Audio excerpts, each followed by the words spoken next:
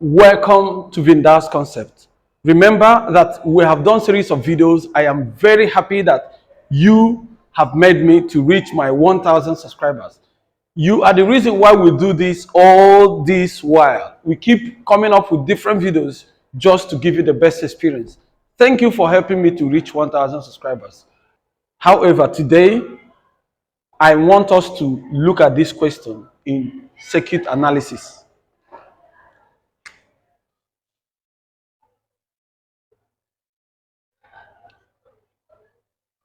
In this circuit analysis today, I want us to look at what defines a circuit first. And the first thing I want you to first know is that there is a principle that guides this. And I want to lead you into that principle before I will be able to help you out to solve this problem. Just keep watching. But then, if this video is very interesting to you, I would like you to hit the subscription button. It's going to help us, to encourage us to come up with different contents in order to help.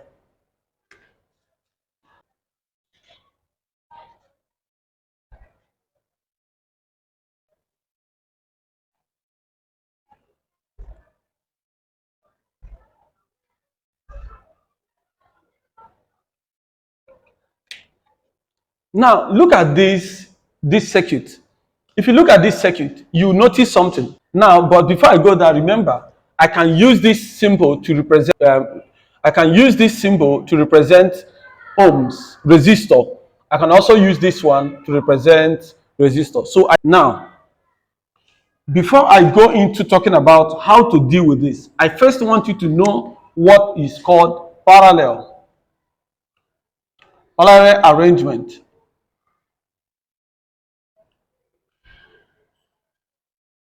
And series arrangement. When we say that two resistors are parallel, it means that, remember, it means that the two resistors share a common junctions.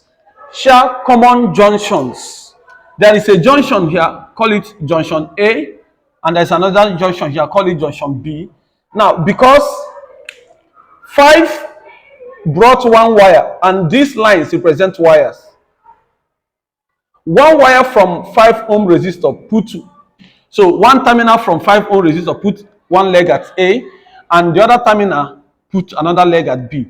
3 did the same thing. So therefore, this junction is holding 5 and 3 together. So if these two conditions are met, we say that the arrangement is parallel. We say that these resistors are in parallel arrangement. Sometimes they put it like this.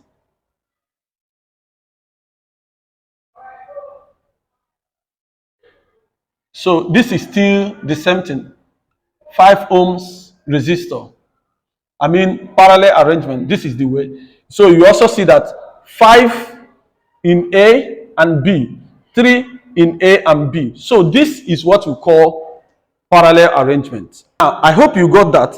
Very fine. Now let's go to series arrangement. In series arrangement, there is no common junction. There are no junctions. Statement clear. There is only one junction. This is a junction between 5 and 3. That is the only common between 5 and 3. This junction may be junction A, maybe if there is another junction here and another junction. There are no two junctions holding 5 and 3 together with their two legs. One leg at 5 went this way.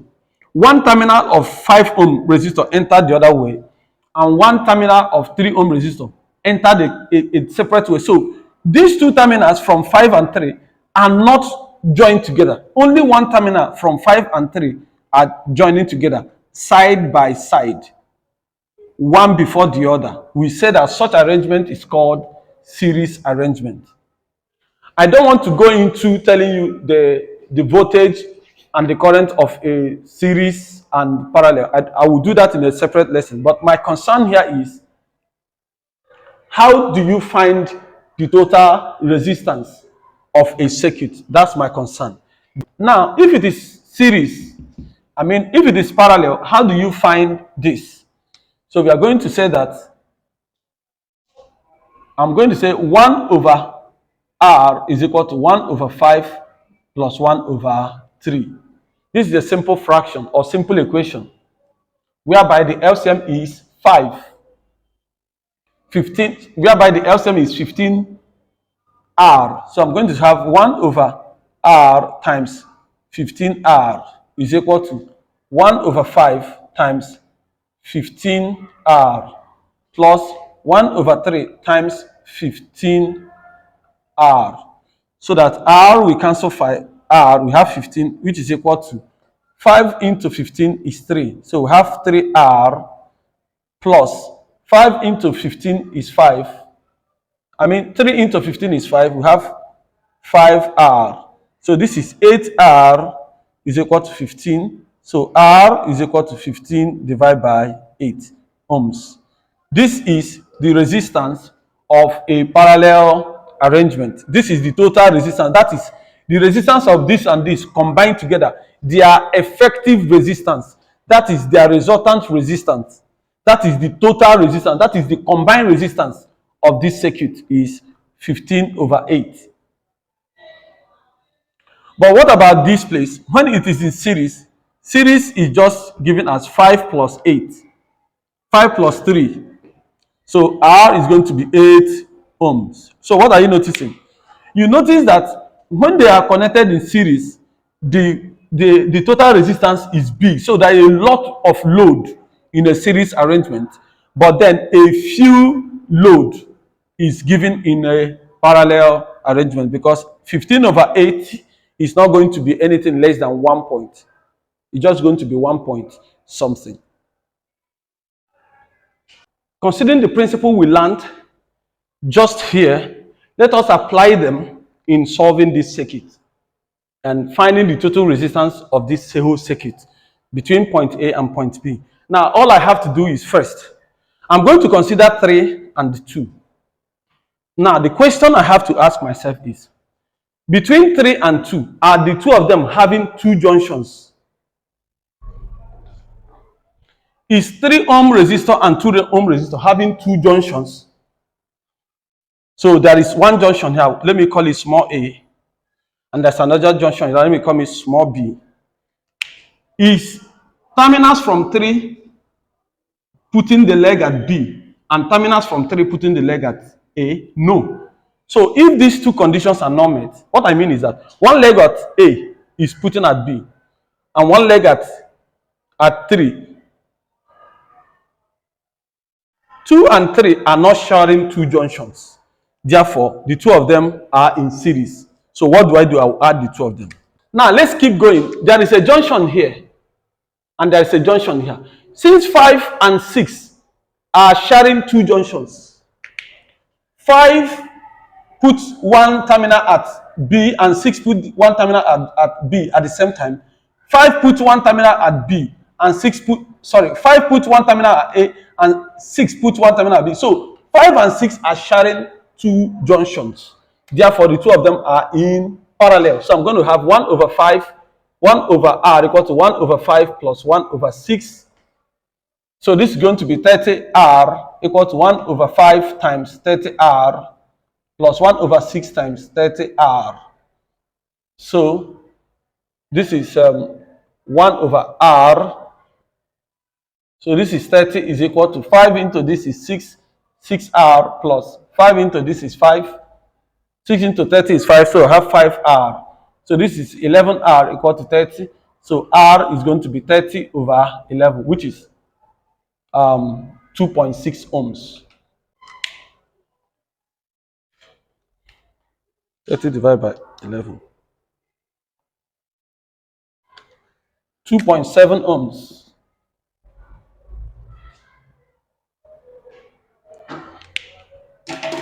Okay, so I now have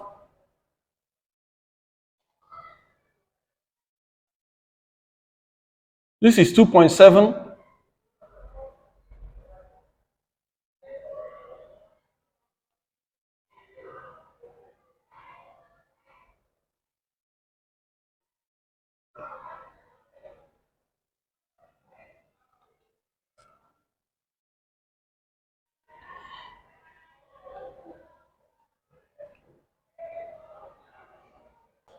After getting 2.7, which came up from 5 and 6. Remember, these 5 and 6, they are parallel because they are sharing the same junction at B and A. Then I cleared, this is a simple equation, I cleared the fraction using LCM of 30R. So I got 2.7. Now when I got 2.7, then I add it to this 7, which gives me 9.7. So this 9.7 is this, and this combined to give me 9.7. Now, when I got this 9.7, all of them now are in parallel. Why do I make that conclusion? Because this is B and this is C, and 9.7 put one leg at B and 9.7 put the other leg at C.